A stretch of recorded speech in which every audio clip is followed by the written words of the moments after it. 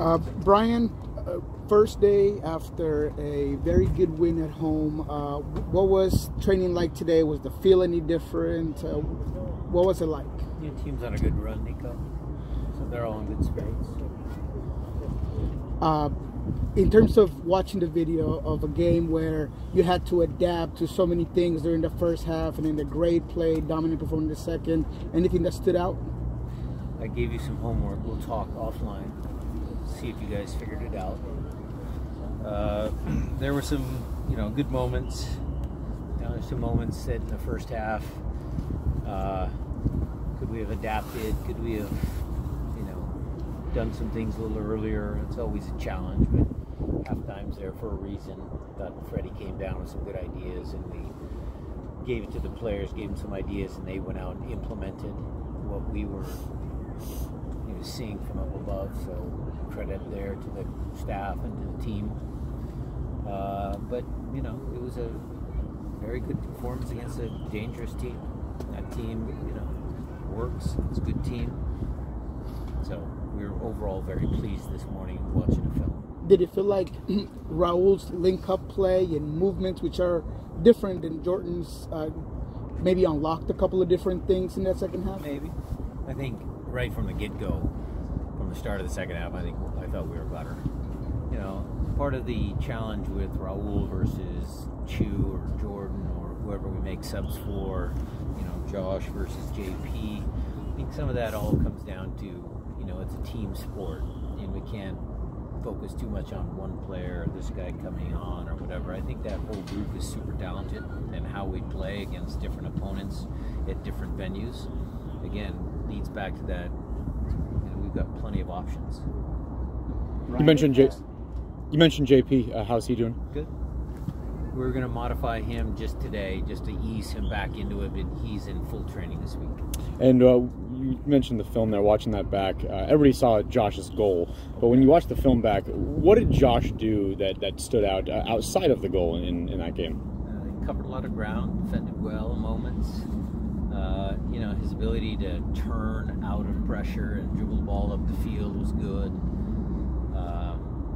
He's a tall kid, strong, good in the air. We're working on that. Andy's working with him on that, on our heading. I thought our set pieces, even though we didn't score, but Jordan got his head on it, the own goal. I think we can be dangerous on set pieces, and then our set piece defending is actually pretty good as well, statistically. So Josh helps there. Kid had a good performance. With Portland around off to the best start, obviously it's a rivalry game. What if you kind of maybe early scouting that's going to be important against them? Well, I've seen our record against Portland. People have pointed that out recently. We haven't won in 3 games. Overall, Gio's had a good performance against us. 3 weeks in a row, we faced desperate teams, desperate opponents, desperate for wins. So it's no different. No different. The message is saying that we did Sporting KC, Galaxy, and now this game. They're going to be fired up there at home. They're going to want to, jumpstart their season. Right, is there? Go ahead. Go ahead, Gina. As much as you can share as far as lineups, like you've talked a lot about how the choices are tough. Do you feel that there would need to be a mix-up at all as far as this weekend in terms of trying to get it together?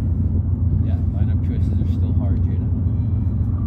How we set up against Portland, we'll see as the week progresses. And we'll make maybe a couple changes. Maybe we start the same team.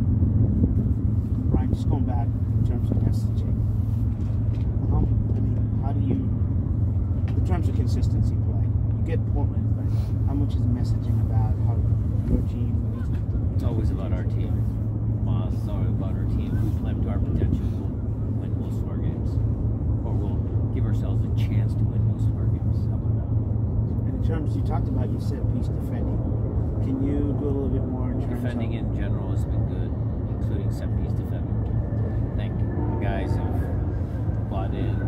They know their roles, their responsibilities has been good. Is this one of the, I don't want to say fastest team because you don't compare your teams, but in terms of them recognizing when to change on the press and just more fluid? Is this one of the teams that? That's a good team. Just as 2016 was a great team. 2017 was a great team. 2018 was a great team. 2019 super good. 2020 super good. 21 fantastic. 22 fantastic. And 23 is fantastic. All right. What separates this team from your other teams, Coach?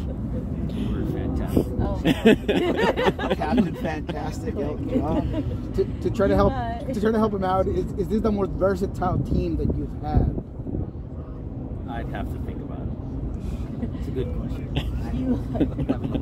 I know. You guys. Would you be surprised, or are you? Do you know the goal scoring as far as like Jordan doesn't have a lot of goals against Portland and Raul does? Is that the way that things are distributed? That won't factor into anything. That's just No, the not way to it the is. factor. I mean, what's your opinion? I don't know. Well, Dempsey had a lot of goals against Portland. Raul has a lot of goals. Montero has a lot of goals. So it just depends. Yeah, that's what I mean. Yeah, Is it just more depends. just the way the game falls out? Or?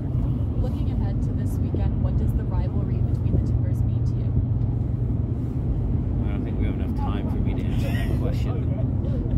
Jordan's waiting over there, but it's obviously rivalry week amongst all MLS teams. Our rivalry is special, I believe.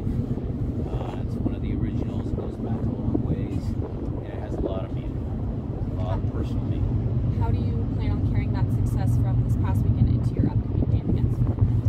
Well, keep playing the way we are. The last game was a home game. We had 2 road games that were pretty good before that. So just keep doing what we're doing. Portland has a huge number of hurt players. Williamson's out for the year now. Yeah, I heard that. You know, Big loss. how does that? Would there be a catch game? Does it dilute anything? Like, how do you keep the team hungry when you're going to a team that's having those issues? We don't have the message that our players need to be hungry because it's Portland. It's already ingrained in